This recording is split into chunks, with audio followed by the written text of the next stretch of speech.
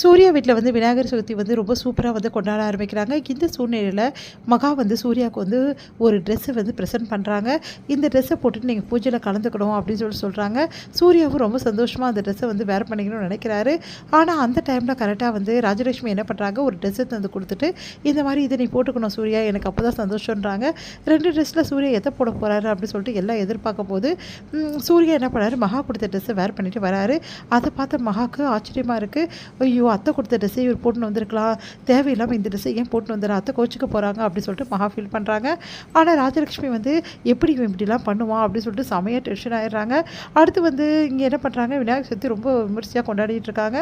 அப்போ கரெக்டாக வந்து இந்த கயிறு இழுக்கிற போட்டி வருது. ஆம்பளைங்க ஒரு பக்கமும் லேடிஸ் ஒரு பக்கமும் வந்து இழுத்துட்ருக்காங்க. ஜென்ஸ் வந்து இழுக்கும்போது கரெக்டாக வந்து மகா அதுக்கப்புறம் எல்லாருமே லேடிஸ்லாம் சூப்பராக இழுத்து அவங்க வந்து வின் பண்ணிடுறாங்க. அதெல்லாம் பார்க்கும்போது எல்லாம் ஆச்சரியப்படுறாங்க. அடுத்து வந்து ஒவ்வொரு விஷயத்தையும் வந்து மகா வந்து அவ்வளோ அழகாக வந்து செமையாக வந்து செஞ்சிட்ருக்காங்க. சூர்யாவும் மகாவும் வந்து அழகாக வந்து பூஜை பண்ணிகிட்ருக்காங்க. இந்த சொல்ல சூர்யா மகா ஜோடியை பார்த்து ரொம்ப சந்தோஷப்படுறாங்க எல்லாருமே. மகா வந்து சூர்யாவுக்கு வந்து என்ன பண்ணுறாங்கன்னா, எல்லாமே வந்து அந்த பூஜை பொருள் எல்லாமே வந்து அழகாக வந்து எடுத்து கொடுக்குறாங்க. சூர்யாவும் மகாவும் வந்து அவ்வளோ அழகாக வந்து விளையாடுறது, அந்த போட்டியில் கலந்துக்கிறது, அந்த விஷயங்களெல்லாம் அவ்வளோ அழகாக பண்ணிகிட்ருக்காங்க. 2 பேருமே ரொமான்டிக்காக நிறைய விஷயங்கள் பண்ணுறாங்க. இதையெல்லாம் பார்க்கும்போது ராஜலட்சுமி செமையாக டென்ஷன் ஆயிடுறாங்க. சூர்யா டோட்டலாகவே வந்து மகா பக்கம் சாஞ்சிட்டான், இதுக்கப்புறம் அவ்வளோதான் உங்ககிட்ட வரமாட்டாங்க்கா அப்படின்னு சொல்லிட்டு சித்ரா வந்து சொல்ல ஆரம்பிச்சிடுறாங்க. அதனால் ராஜலட்சுமி செம்ம டென்ஷன் ஆகி சூர்யா கிட்டே கேட்குறாங்க, ஏன் இப்படிலாம் பண்ணிகிட்ருக்க, எதுக்காக டோட்டலாக வந்து மகாவை பொண்டாட்டியை ஏற்றுக்கணியா, அவ்வளோதானா அப்படின்னு சொல்லிட்டு கேட்குறாங்க. அப்போது இந்த அம்மா உனக்கு வேண்டாமா, மகா உனக்கு பொண்டாட்டியை ஏற்றுக்கணும், அப்போ எல்லாம் வெளிப்படையாக வந்து ஏற்றுக்க வேண்டியதானே, அது எதுக்கு நான் என்கிட்ட வந்து ஏற்றுக்க மாட்டேன்னு சொல்லிட்டு எல்லாம் முன்னாடி இப்படிலாம் பண்ணுற, நீ சொன்னால் இதுக்கப்புறம் நான் எதையுமே நம்ப மாட்டேன், நீ மகா வந்து பொண்டாட்டியை ஏற்றுக்கினேன், அதனால் என்கிட்ட நீ மறைக்க பார்க்குற அப்படின்ற மாதிரி சொல்கிறாங்க.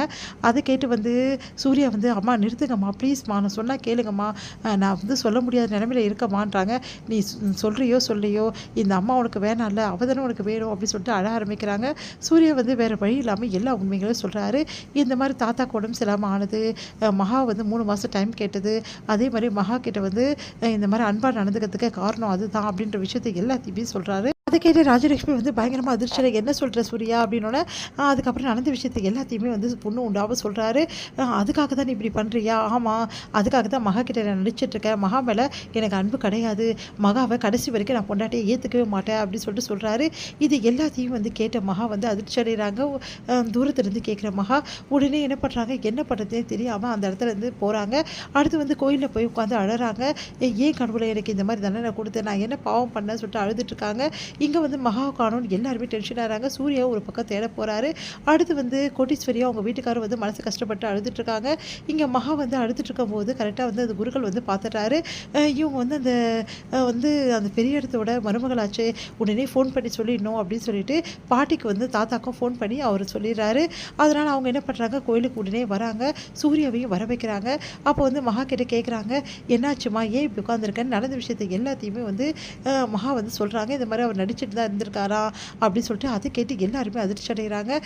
நீ கவலைப்படாதம்மா, கண்டிப்பாக வந்து இந்த பிரச்சனைக்கு தீர்வு இருக்குது, இந்த பாட்டி சொல்கிறல, நீ வீட்டுக்கு வா, வீட்டுக்கு வந்தாலும் எதுவாக இருந்தாலும் பேசிக்கலாம்னு சொல்லிட்டு வீட்டுக்கு கூட்டின்னு போக பார்க்குறாங்க. அப்போ சூர்யா வர வைக்கிறாங்க. சூர்யா கிட்ட வந்து இங்கே பாடுறா, நீ பண்ண விஷயத்துக்கு அவன் மனசு கஷ்டப்பட்டுருக்கா, அவகிட்ட மன்னிப்பு கேளு அப்படின்னோடனே சூர்யா வந்து மன்னிப்பு கேட்குறாரு. ஆனால் மகா வந்து மன்னிக்க தயாராக இல்லை. சூர்யா கிட்ட சொல்கிறாங்க, பரவாயில்ல, நீங்கள் இவ்வளோ நாள் நடிச்சிட்டிங்களே, இதுக்கப்புறம் தயவுசெய்து நடிக்காதீங்க அப்படின்னு சொல்லிட்டு போயிடுறாங்க. அதனால் சூர்யா என்ன பண்ணுறது தவிக்கிறாரு. இதோட முடியுது.